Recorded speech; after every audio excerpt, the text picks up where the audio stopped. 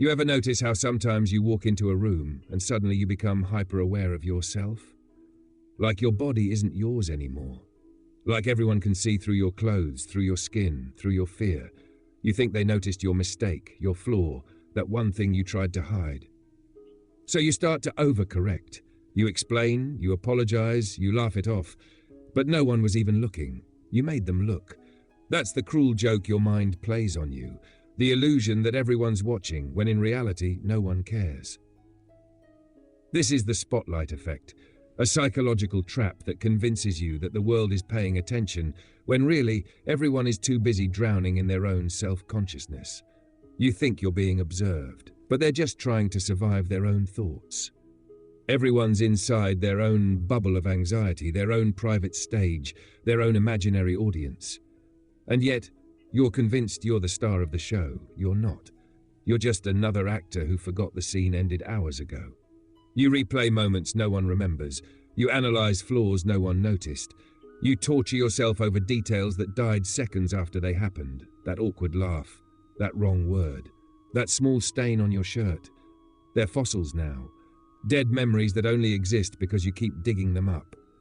But here's the brutal truth. You didn't just imagine the spotlight. You built it. You aimed it at yourself. And now you live under it. You talk about your insecurities like they're punchlines. You make jokes before anyone else can. You call yourself awkward, ugly, weird. You think you're being relatable, but you're just teaching people where to aim. No one saw the wound until you pointed to it. You created the audience for your shame. You crave reassurance that someone will say, it's okay, it's not that bad. But that's not comfort. That's dependency. Every time you need validation, you hand someone else the remote control to your self-worth.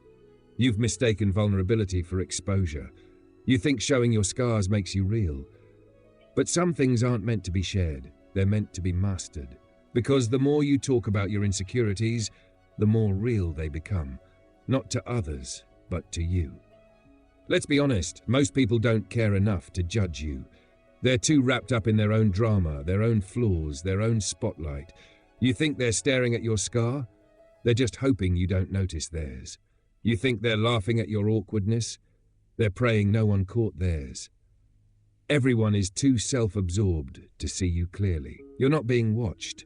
You're being mirrored. But here's where it gets dark. You don't want to believe that. Because deep down you'd rather be judged than ignored. You'd rather be seen for your flaws than not seen at all. Attention, even negative attention, feels like proof that you exist. And that's why you keep feeding the spotlight. You keep talking about the parts of yourself that you secretly hope someone will fix, but no one will. Because no one can. The more you broadcast your insecurities, the more they become your brand. You start living as the sum of your weaknesses, not the expression of your strength. And that's the tragedy. Your flaws were never as bright as you thought. You lit them yourself. You turned whispers into headlines. You made what was private, public. And now you can't stop performing. You've built an identity around being the imperfect one, the self-aware one, the relatable one. But none of that is confidence. It's camouflage. Confidence is silence. It's the refusal to explain yourself. It's walking into a room and realizing that no one is looking and not needing them to. Here's the paradox. The moment you stop chasing validation, you become magnetic. The less you explain, the more people respect you. The quieter you are about your flaws, the smaller they become. People only notice what you draw attention to. If you highlight your doubt, they'll see it. If you highlight your calm, they'll feel it. You decide what gets illuminated. So ask yourself, what are you teaching people to see? Because if you keep pointing at your insecurities, don't be surprised when that's all they remember. Stop narrating your weaknesses. Stop apologizing for existing. You don't need to manage how people perceive you. You need to stop caring. Let this sink in. Nobody remembers the moment you're still obsessing over. Nobody noticed the flaw that ruined your morning. Nobody's replaying the moment you can't let go of. You are the only one keeping the spotlight alive. Turn it off. Step out of your own head. Let the silence speak for you. Let your composure do the talking.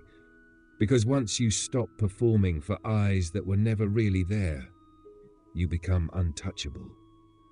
And that's the truth about the spotlight effect. You are not being watched.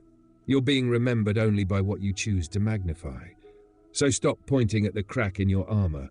Start acting like the person who never needed to explain the wound. The world doesn't see what you hide. It sees what you highlight. So maybe the problem isn't that they noticed your flaws. Maybe it's that you handed them the spotlight.